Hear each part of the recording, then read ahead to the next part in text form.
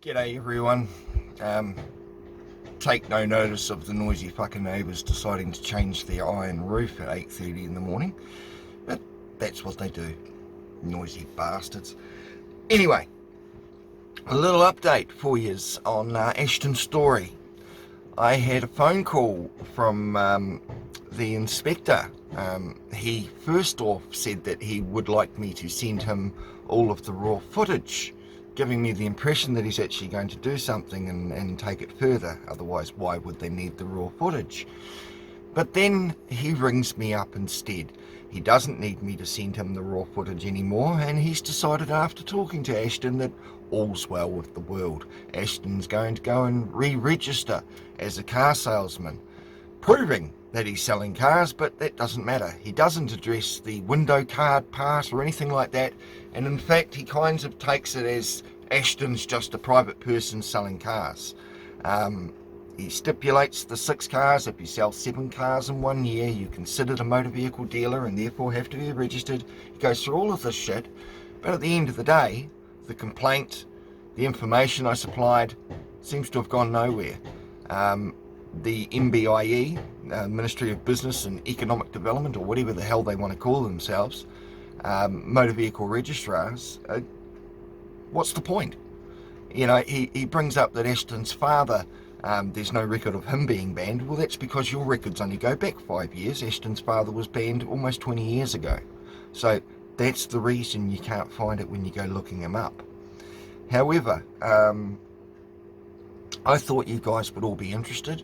I'm contemplating chasing this up further, and I'd like to know what you guys think I should do. But without further ado, here is the phone call from the gentleman. I can't even remember his name, it was that forgettable. But he identifies himself, so yeah, I will leave it to you guys to have a listen, see what you think. Again, jump over to Rumble. YouTube is only going to be a secondary place I put things up now. I have had an absolute guts full of their censorship and calling perfectly logical information that I put up misinformation, or even my opinion, classing that as medical misinformation, when you guys all know when I put something up, I back it with the evidence and the facts. Anyway, here's the phone call. I will leave it for you guys to decide. There is some more very interesting stuff coming up soon, and I will leave it till then for you guys to find out about it. I'm going to be doing another interview, hopefully with Brent, in the very, very short term, and there's some really interesting information to come out to all of those people that have ever made a complaint. Little bombshell stuff you might be interested in, and wonder why your complaints are never upheld or even acknowledged half the time. Morning, Dan. Hi there, Mark. How are you? Yeah, good. Yeah? Yeah, not bad. Awesome. Alrighty. So I've just got a pair of headphones and I'm just adjusting my volume. All right. Okay. So I don't blow my eardrums out. So I've had a word with, and obviously Privacy Act wise, there's a few things I can't tell you. Yeah, sure. But what I can tell you is that I've spoken with Mr. Storey. Oh, yeah. And as some background, he was, as you know, the company was previously registered as a trader. Yeah. And after engaging with him, he's re-registering his company. Oh, okay. Now, as a where things get interesting is an individual can sell up to 6 motor vehicles in a 12-month period. Right. A registered motor vehicle trader, that's a company, can sell as many vehicles as it likes. Sure. Now, if an individual is also is a registered motor vehicle trader, then obviously they've got to abide by all the obligations of the Act. But an individual who's not registered can still sell 6 cars in a year. Okay. It's a bit odd, but because you can be, either a company can be registered or an individual. If a company is registered, then the individual working for the company doesn't have to be registered. I get it. So that's sort of like his friend that helps in the Hague Torrens, I think. He's registered. Mm-hmm. And I think, Yeah. you know, to avoid any discrepancies, I don't know if Ashton's actually trading through Hague or not. I don't know. It's a grey area about that one. I do know that John bought a truck off him this year, John Murphy, the next door neighbour, and he's refusing to give him an invoice. So why, I don't know what that's got to do with it. But, I see that in one of the notes, and that's probably more of a civil matter between the pair of them. Sure. And if Mr. Murphy wishes to make a complaint, then we can look at it. But at this stage, because it's second hand, I can't do anything. And if a person or a company says, and they're registered, they say, I'm a wholesaler, I only deal with other motor vehicle traders and wholesalers, they still need to be registered. Of course. So that's been brought to Mr. Storey's attention. But like I said, he's that yard that they had the vehicles on, they've moved them all from there now, and apparently there's another company on there. I was there earlier this week on Monday, and Peugeot down the road have been using it. All brand new cars with no plates on them are just being stored there at the moment.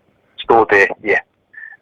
But so when he's saying something like that BMW X1 that was next to the brown Mercedes, and you know, that was also for sale on Marketplace at the same time. Mm-hmm. And then I've got Hamish Storey jumping in, putting comments on one of my clips, saying that it was there solely for storage, and I'm going, well, if it was there for storage, how come he said yes, it's for sale when I went up and asked him? You know. Yeah, it can be stored there as a private individual, and the private individual can put it on Marketplace to sell it. And you know, looking at the NZTA data, you know, he hasn't sold more than 6 vehicles in a 12-month period. Okay. We are aware that some people that operate off Facebook Marketplace and Trade Me, they don't. As soon as if they get a new vehicle, they don't always change the registration immediately. Right, which can be bad. And that's which makes things difficult. But then, as soon as they sell the vehicle, then the name gets changed into the new owner. Name gets changed.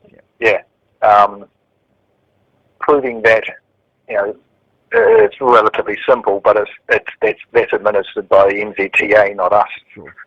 And it's a very convoluted offence, and it's a $1,000 fine. Yeah, I think. So the main reason I got tipped off about him doing possibly, you know, unlawful selling, and a couple of the neighbours around the area were getting pissed off because all these cars were getting parked in there on the side streets.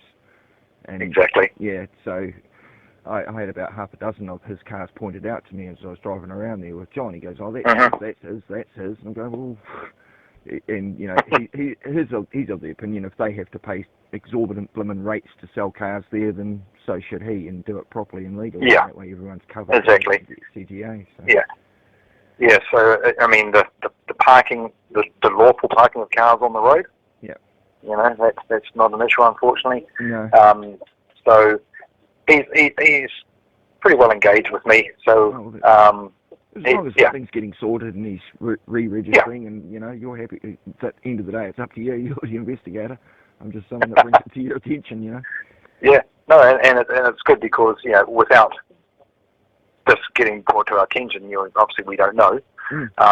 And as way a bit of a background, Trading Standards used to handle the motor vehicle traders' registration and investigation, and a lot of that was done by a data match between NZTA. They would run a report that says they would say these people have sold more than 6 cars in a 12-month period, and I'll say there's 100 people that have sold more than 6.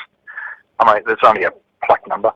Out of those 100, 20 people may have sold 20 vehicles in a 12-month period. Sure. So then they would outsource the investigation to a company, they would look at it and take the prosecution if necessary.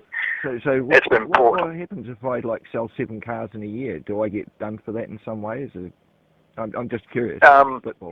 Yeah, as soon as you sell that 7th car, you're deemed to be a motor vehicle trader, and you must be registered. Okay, so that's what happens. Sweet. Yeah, so if we found, someone reports you for selling lots of cars on Trade Me Marketplace, we do our research, find that you sold 7, you'd get a phone call from me, Mark, and I'd say, Mark, it's Daniel from the Motor Vehicle Traders Registrar. Right. You've sold 7 vehicles, these are your options. Right.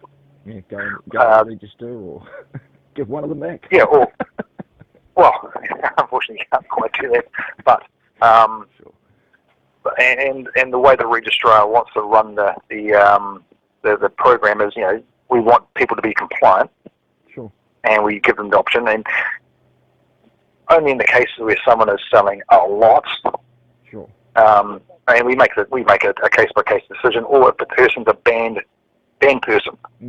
Again, we get information and we check, and someone is a banned person from trading, and yeah, I think Ashton. And to be honest, people, Brian Storey, I think. Sorry? I think Brian Storey, Ashton's father, is one of those banned people.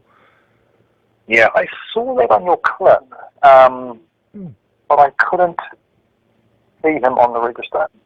Oh, okay. On the banned traders, on the banned persons list.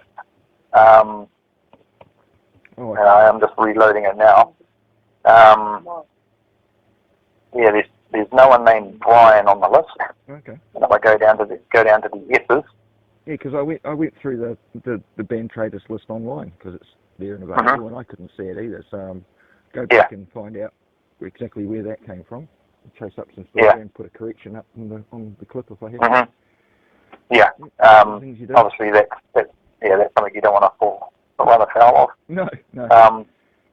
But thanks for bringing it to our attention. And we'll sort of it, and so he's well engaged. So you're not going to send the memory stick, and you don't need the footage?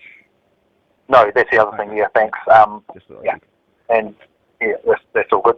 All right, groovy. All right, thank you very much for calling me, Dan, and explaining it all to me. No problem. Appreciate that. You have an awesome day. Yeah. An awesome weekend. Cheers. You too. Okay. See you guys. Bye.